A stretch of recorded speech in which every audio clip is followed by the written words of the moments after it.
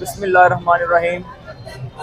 آج اس پرمسرت موقع پہ ہم سارے لوگ جہاں پہ بہاڑی کی غیور عوام اکٹھے ہوئے ہیں تاکہ اس پاک فوج کی کامیابی کو، ہمارے ملک پاکستان کی کامیابی کو ایک اچھے طریقے سے سیلیبریٹ کر سکیں۔ آج اقوام عالم نے دیکھ لیا کہ انڈیا اپنے مضمون مقاصد میں کامیاب نہیں ہوا۔